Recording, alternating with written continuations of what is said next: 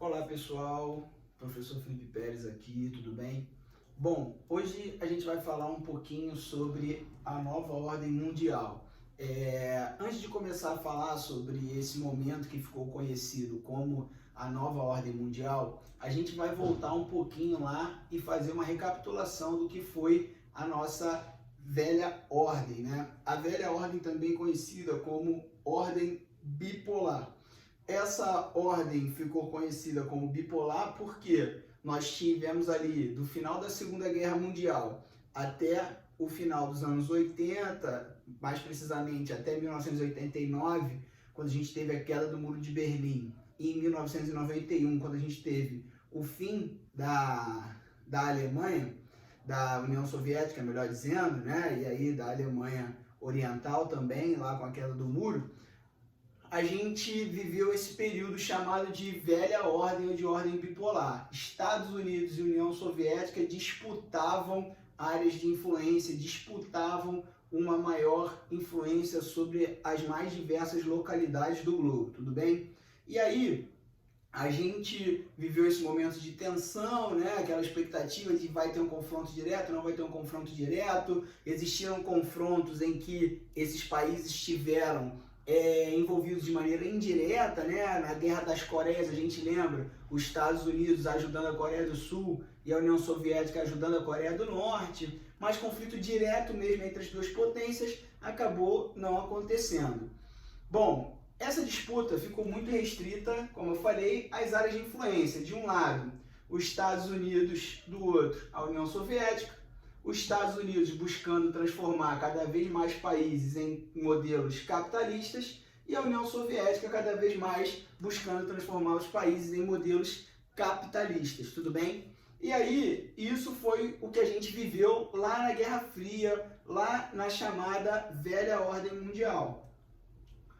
Quando a gente passou pelo período da queda do muro e o fim da União Soviética, se teve início o que na geopolítica nós passamos a chamar de nova ordem mundial. Mas para alguns economistas e cientistas políticos, na verdade, o que nós vamos ter é uma nova desordem mundial. Tudo bem?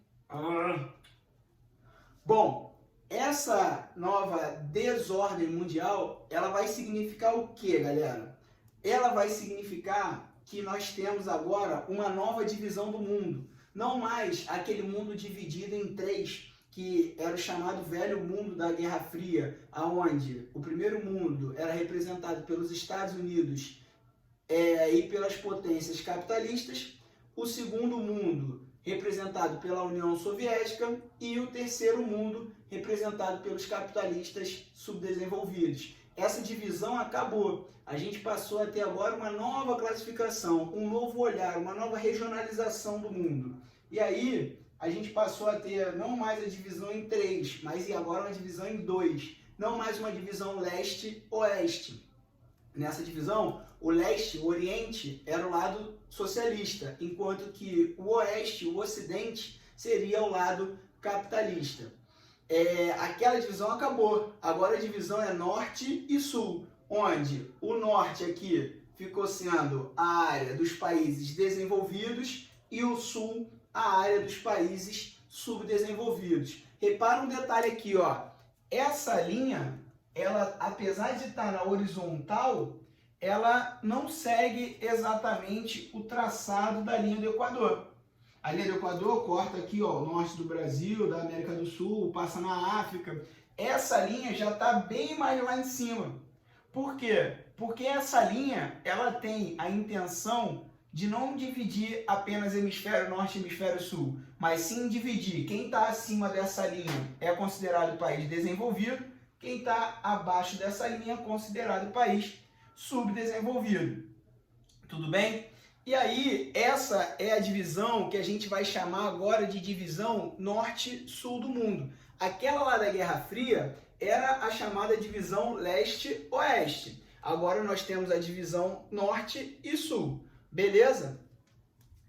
Continuando aqui, ó, a gente repara que essa linha, ela ficou torta dessa maneira para poder tirar os países sul-americanos, da América Central também, da África, e incluir aqui, ó, Oceania, com a Austrália e a Nova Zelândia.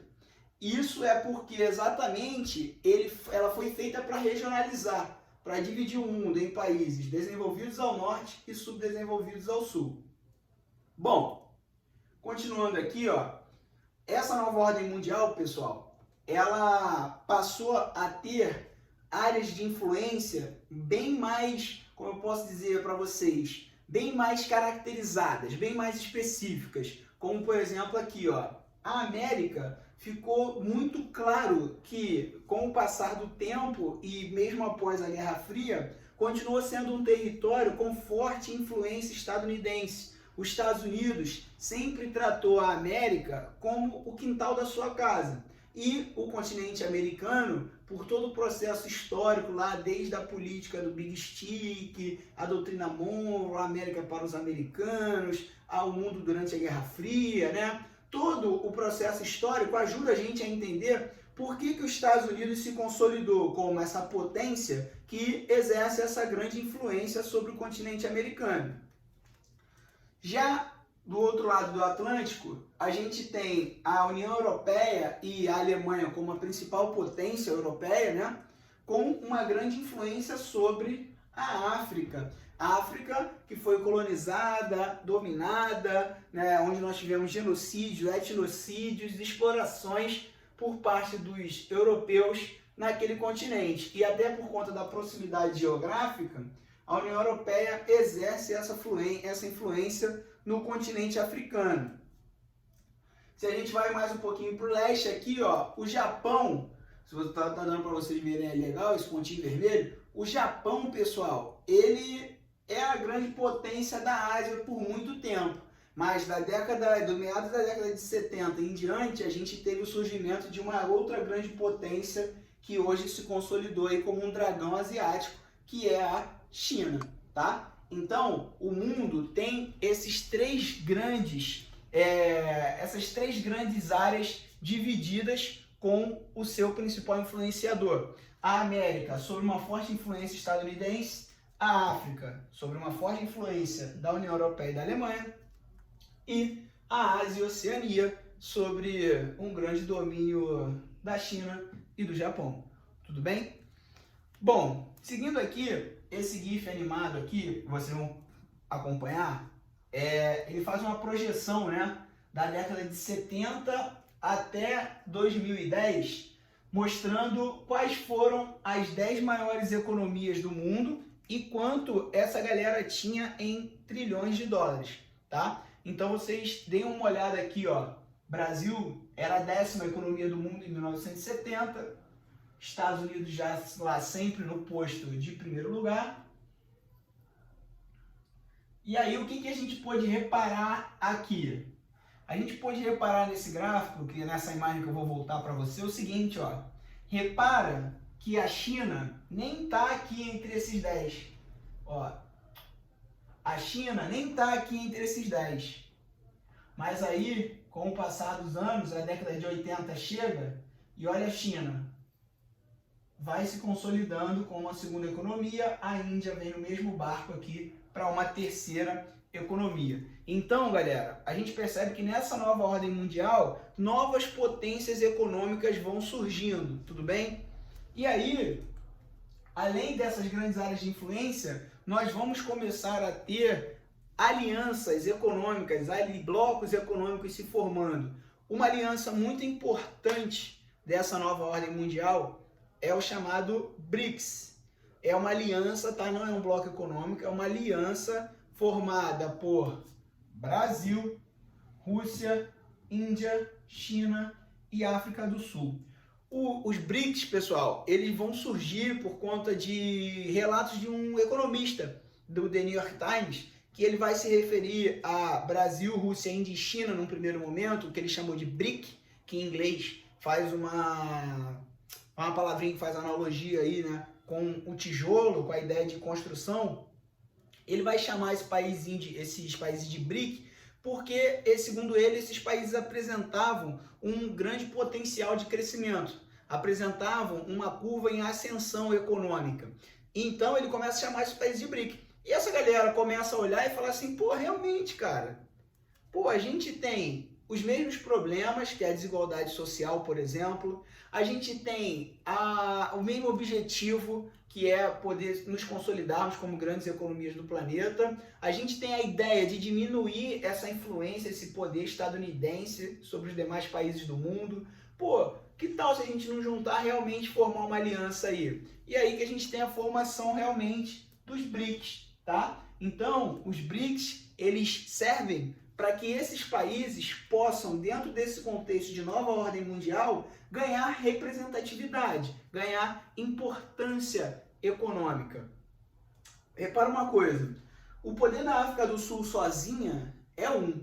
O poder da África do Sul somado ao maior exército do mundo em quantidade de soldados, que é o da China, ao segundo maior, que é o da Índia, com o poder bélico histórico da Rússia, com mais a proximidade do Brasil, isso faz com que a África do Sul tenha uma outra importância, a voz da África do Sul seja ouvida de uma outra maneira. Quando a gente tem o BRICS se formando, galera, é importante lembrar que China, 1,5 bilhão de habitantes, Índia, mais de 1 bilhão e 100 milhões de habitantes, Brasil, mais de 200 milhões de habitantes. Então, quer dizer, só somando esses países que formam os BRICS, a gente tem mais da metade da população mundial, mais de 3 bilhões e meio de pessoas envolvidas nesse acordo. Então, tudo que o BRIC decide afeta, no mínimo, 3,5 bilhões de pessoas. E aí, tudo que o BRIC decide, sempre que tem uma reunião do BRIC, agora os outros países, como os Estados Unidos, a Alemanha, que nunca deram muita bola para essa galera aqui, ó, agora eles vão ficar, ó, de orelha em pé, querendo saber tudo que está acontecendo nos BRICS. Inclusive, o Brasil vai se distanciar em meados dos anos 2000 até os dias atuais.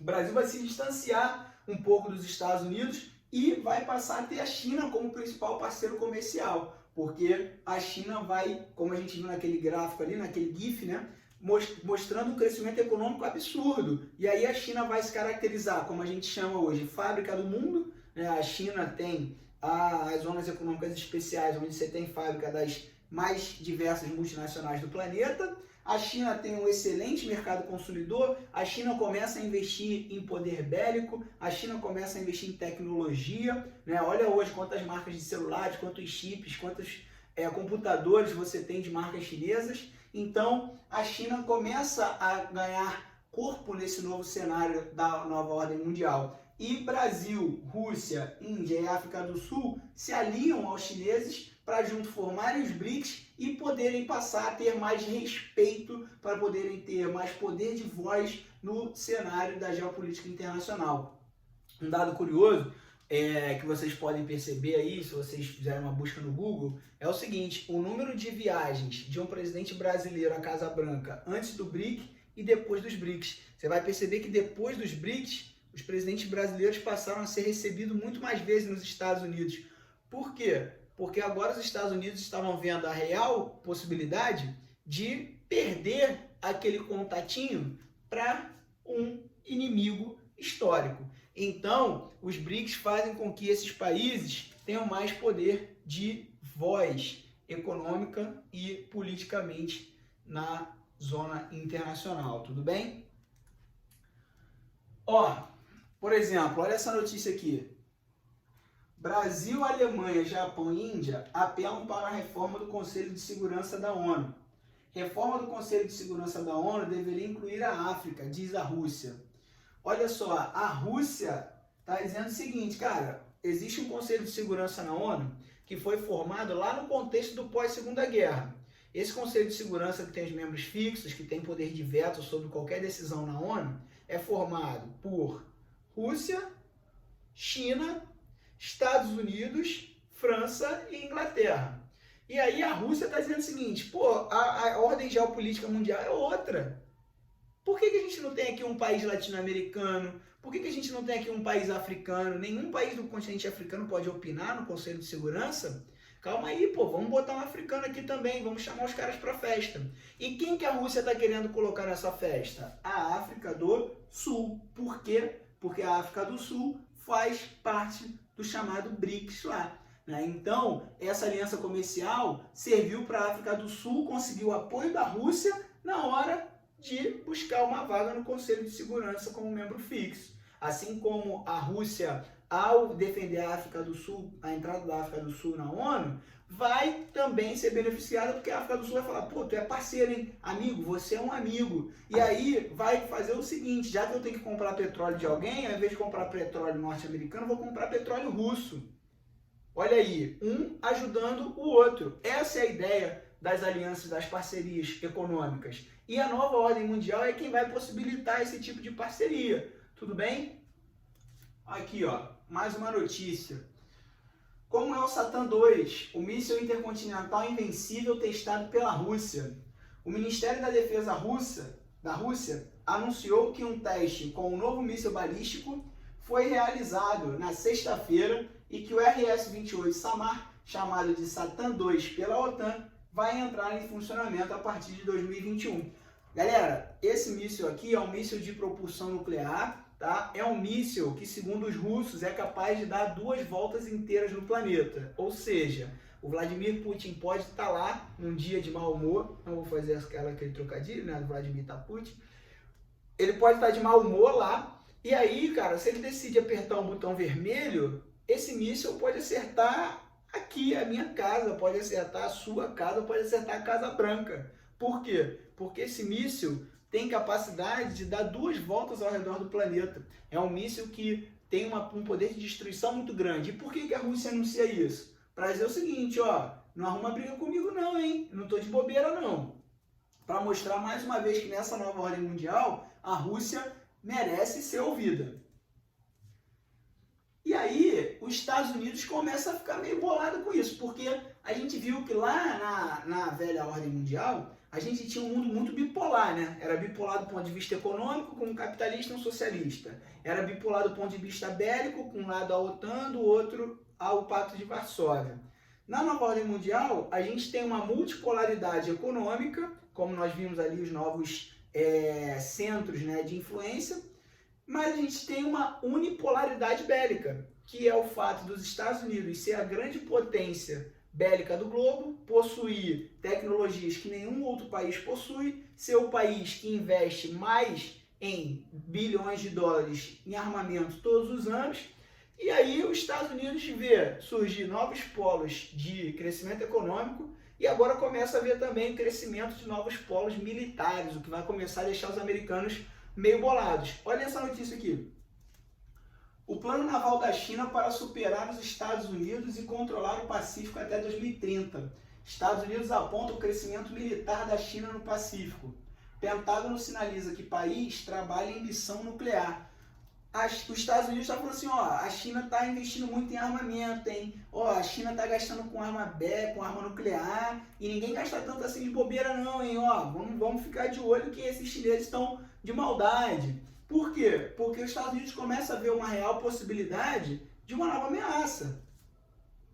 Ó, a China prossegue aumentando seu orçamento militar. O país deve gastar este ano 175 bilhões para modernizar forças armadas, ficando atrás apenas dos Estados Unidos em despesas militares.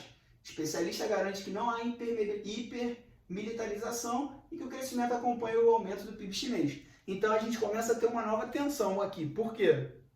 De um lado, os Estados Unidos estão falando assim, a China está gastando muito, hein? Não é para gastar isso tudo não, vocês estão de maldade. E a China do outro lado falando, irmão, a gente está crescendo economicamente, então a gente tem que crescer militarmente também. A gente não está gastando mais com poder bélico do que a gente tem crescido economicamente, só está proporcional. O que a gente cresce, a gente investe, e é isso. E o Oceano Pacífico, galera, nessa nova ordem mundial, ele vai ser um motivo de disputa muito grande. Por quê? O Pacífico banha a China, banha os Estados Unidos, banha o Japão, banha grandes potências, é o maior oceano em área, então dominar o Pacífico é dominar as principais rotas comerciais, já que hoje os produtos circulam muito mais pelos meios de transporte marítimos, como aqueles navios lá que chegam a ter 20 andares, que levam centenas de containers. Tudo bem? Então o Pacífico começa a ser um objeto de disputa nessa nova ordem. Olha essa questãozinha aqui, pessoal. orçamento militar da China em bilhões de dólares. Aí a gente repara, ó, de 2000 a 2012. Em 2000, a China pretendia investir 14,6 bilhões de dólares. Em 2012, a China pretendia investir já 106 bilhões de dólares, né? Sendo que o orçamento da China para 2010 era de 77,9 bilhões. Aqui a gente tem os maiores gastos militares do mundo em 2010. Vamos ver a China? A China gastou 119 bilhões. Opa, peraí. Então a China pretendia gastar 77,9 e acabou gastando 119. Ou seja, ela gastou muito mais do que ela previa. Aí a questão te pergunta assim, ó. O gasto militar é um dos indicadores do poder dos países no cenário internacional em um dado contexto histórico. Com base na análise dos dois gráficos, pode-se projetar a seguinte alteração na atual ordem geopolítica mundial. Então, se isso continuar, se esse cenário que a gente viu onde a China pretende gastar 77 e gasta 119, se isso aqui continuar, qual é a consequência que a gente tem aqui, segundo a questão? Se continuar assim, a gente vai ter eliminação de conflitos atômicos? Letra B, declínio da supremacia europeia? Letra C, superação da unipolaridade bélica? Ou letra D, padronização das tecnologias de defesa? Bom, o que o gráfico está mostrando? Que a China pretendia gastar 77 e gastou 120, amigo. Então, o ano que ela prevê gastar 120, ela pode gastar 250. E no ano que ela orçar 250, ela pode gastar 500. E se o gasto da China continuar sempre assim, crescendo exponencialmente, qual vai ser a consequência aqui que as alternativas mostram? Letra C, superação da unipolaridade bélica. A gente vai deixar de ter essa hegemonia norte-americana, a gente vai ter essa hegemonia sendo quebrada, porque do outro lado vai ter um rival com tanto poder tecnológico bélico igual, tá? Ou maior. O que hoje ainda não acontece. Os Estados Unidos ainda tem a unipolaridade bélica, ainda tem essa hegemonia, né? Os caras gastam, enquanto a China gastou 119, os Estados Unidos gastou 698, 5 vezes mais, né? Então, apesar da China ter gastado mais do que ela previa, ainda não chegou nem perto do investimento norte-americano. Sem contar que eles têm, né, a iniciativa Vingadores, que não tem como competir. Bom, galera, esse aqui é um novo momento da nova ordem mundial também, né? A questão dos muros contra os imigrantes. A gente fala o seguinte, que nessa nova ordem mundial, nesse mundo globalizado economicamente, que a gente vai ver daqui a pouco, a gente tem pontes para as pessoas, muros para as pessoas e ponte para os produtos. Ou seja, os Estados Unidos adoram o produto que vem do México, porque o México faz parte do NAFTA. Então o produto de lá entra nos Estados Unidos sem pagar imposto. O americano paga baratinho por ele. Agora, os Estados Unidos odeia o mexicano. Eu gosto do produto do México, mas eu não gosto do mexicano. Isso é uma característica da nova ordem mundial. Pontes para os produtos e muro para as pessoas. Ó, a gente tem a hegemonia norte-americana, como eu falei, os Estados Unidos gastam muito, só que esses gastos todos, em algum momento, vai esbarrar com os interesses de outra civilização, de outra potência, de outros países. E aí a gente tem aqui, ó, por conta do poder de compra, do chamado American Way of Life, da sociedade de consumo incentivada dos Estados Unidos, do imperialismo norte-americano, junto com o fundamentalismo religioso de algumas correntes do Oriente Médio, a gente tem a civilização pagando por isso. Não só a civilização do Oriente Médio, com as guerras que vão acontecer lá, mas também a civilização ocidental, como, por exemplo, nesse grande evento que foi o dia 11 de setembro de 2001. No dia 11 de setembro de 2001, a gente teve o ataque liderado pelo Osama Bin Laden contra as Torres Gêmeas nos Estados Unidos. Essas Torres Gêmeas, pessoal, elas eram um símbolo não só econômico, mas como um símbolo de poder dos Estados Unidos. As Torres Gêmeas ficavam no centro de Nova York, no coração de Manhattan.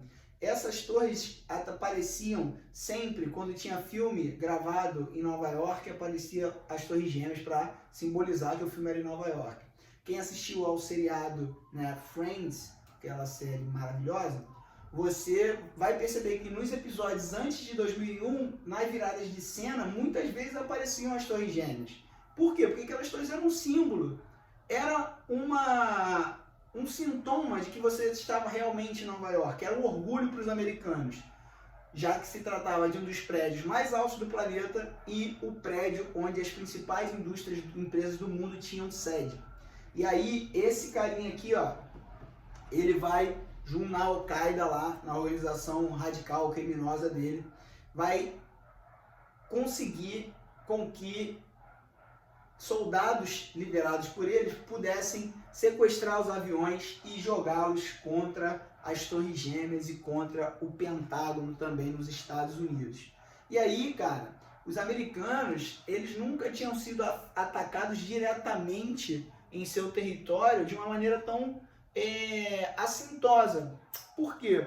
Os Estados Unidos tinham sido atacados lá em Pearl Harbor, na Segunda Guerra Mundial, quando os japoneses atacaram uma base aérea militar dos Estados Unidos, mas que ficava no Havaí, pô, lá no norte do Havaí, então muito longe. Agora, no coração de Nova York, no centro da economia mundial, no centro da economia norte-americana, isso não poderia ficar assim. Esse cara taca 2 aviões contra as Torres Gêmeas, centenas de mortos, né, diferentes nacionalidades foram afetadas, e aí isso vai ter uma consequência. O George W. Bush, então presidente dos Estados Unidos, ele vai ser responsável por iniciar a chamada Doutrina Bush.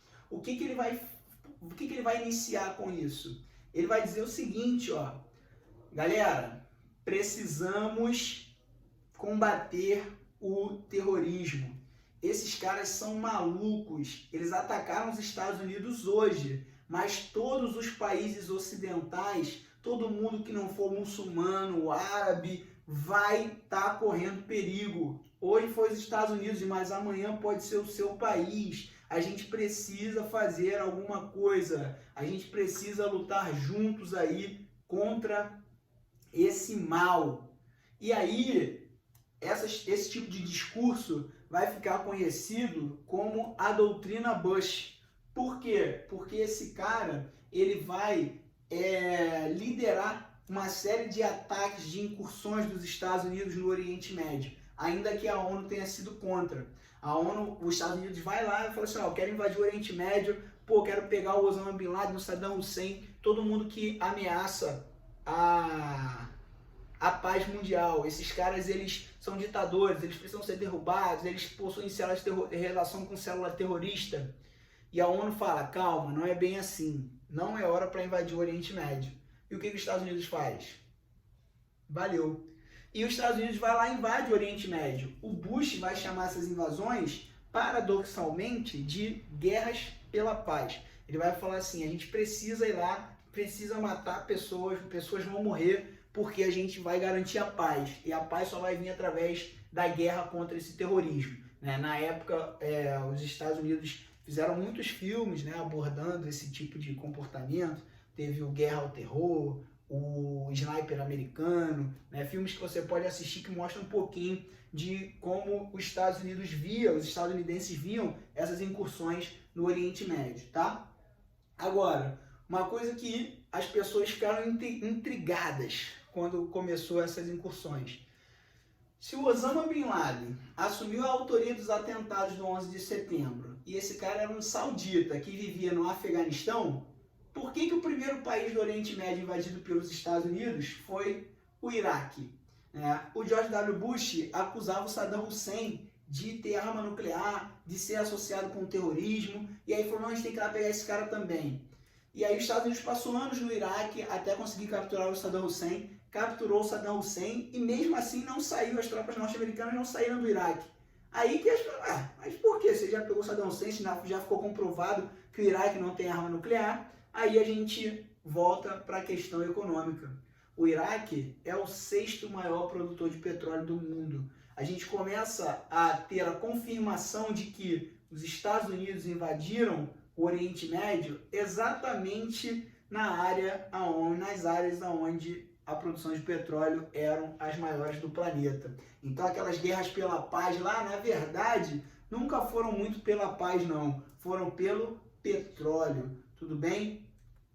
E aí, ó, a gente vê que da velha para a nova ordem mundial, a gente tem uma mudança no papel da OTAN, né? Se antes a OTAN era restrita a atuar nos países da Europa Ocidental capitalista, hoje a OTAN, né, já tem um campo de atuação por toda a Europa, inclusive em questões como essa daqui, ó, a questão da Ucrânia, a questão da Crimeia, onde a gente tem um território ao norte da Rússia, ao norte da Ucrânia, melhor dizendo, com domínio russo, com influência russa, e uma população que vive bem com isso, e uma outra parte da população que não vive tão bem com isso, que gostaria de ser independente. E aí os Estados Unidos e a União Europeia veem nisso uma chance de enfraquecer a Rússia e incentivam essa independência. Mas a maior parte da população fica sob domínio russo, não se importa com isso, e a questão da Crimeia acabou não trazendo uma mudança drástica territorialmente falando. A região da Crimeia continua lá anexada à Ucrânia sob influência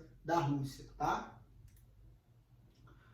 Ó aqui, ó, bombardeios russos com capacidade para mísseis nucleares pousam na Venezuela e enfurecem os Estados Unidos. Galera, por mais que a gente estude e fale, né, que a Guerra Fria acabou lá em 1991 com o fim da União Soviética, ou ainda em 1989 com a queda do Muro de Berlim, o que acontece?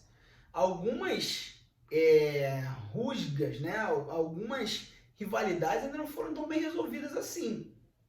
Estados Unidos e Rússia continuam se opondo em muitas questões. A questão da Venezuela é um retrato claro disso. De um lado, a gente tem o Maduro sendo apontado pelos Estados Unidos como um ditador, né, um cara que está levando a Venezuela para o buraco, para a miséria, enfim, um cara que vai acabar com o país, que não respeita direitos humanos, não respeita a democracia. E aí os Estados Unidos sinaliza, né, vez ou outra, com a possibilidade de uma invasão à Venezuela. Não só o apoio que os Estados Unidos têm dado via oposição, mas uma invasão mesmo, uma incursão. E aí, quem o Maduro vai pedir ajuda? A Rússia, que era a inimiga histórica dos Estados Unidos. E a Rússia não nega ajuda, porque enquanto a Rússia puder frear a hegemonia norte-americana, o crescimento estadunidense, ela vai fazer. Então, o Vladimir Putin manda esses bombardeiros aqui com capacidade de mísseis nuclear para o litoral da Venezuela e fala: Maduro, ó, esses navios aí estão à sua disposição. Caso você precise, fique à vontade para utilizá-los como você bem entender. E quem não vai gostar disso? Os Estados Unidos. Então repara, a tensão da Guerra Fria reacesa. Estados Unidos com raiva da Rússia, porque a Rússia se meteu na questão com a Venezuela. Mas repara, a ideia da Rússia é defender a Venezuela do aumento dessa hegemonia norte-americana. Tudo bem? Então, a gente percebe aqui que talvez a Guerra Fria não tenha acabado. Mas, nessa nova ordem mundial, a gente não pode deixar de destacar o crescimento econômico da China. A China se torna o grande dragão asiático. A China, hoje, até mesmo por conta dessa crise que a gente está vivendo, a China é o país que o mundo inteiro procura para conseguir equipamentos de proteção individual, justamente pelo fato da China ter essa característica de fábrica do mundo, né? E talvez depois dessa crise nós teremos uma nova mudança ou talvez uma consolidação maior da China como grande potência econômica mundial, porque todo pós-crise, né, pós-guerra, pós-crise de 29, pós-crise de 2008, a gente sempre teve rearranjos na geopolítica mundial. E dessa vez não vai ser diferente, com um forte inclinamento para que a gente veja uma China ainda mais consolidada como grande potência, tendo em vista que ao longo dessa crise da saúde mundial, os países vão procurar, já estão procurando a China para conseguir os equipamentos de proteção individual, os equipamentos que podem ajudar os países a sair dessa. Tudo bem? Então, nessa nova ordem mundial, o papel da China é fundamental, como a gente viu aqui, do ponto de vista bélico, do ponto de vista econômico e do ponto de vista geopolítico. Tudo bem? Tranquilo? Para terminar aqui, né, a gente tem a frase desse carinha aí, que é o Albert Einstein, né? E ele disse o seguinte: não sei como será a Terceira Guerra Mundial, mas sei como será a quarta, com paus e pedras. E por que ele falou isso, né? Com todo esse aparato tecnológico, militar, que a gente viu os países investindo cada vez mais nessa nova ordem mundial, se tiver uma guerra, todo mundo com míssil nuclear, todo mundo com armas de destruição em massa, né? Ele falou, pô, não sei o que cada um vai usar na Terceira Guerra, mas se todos usarem o poder bélico que prometem usar, a gente vai ter que recomeçar do zero. Vamos voltar para os paus e pedras. Tudo bem? Tranquilo? Bom, foi um prazer. Um beijo e até a próxima. Valeu!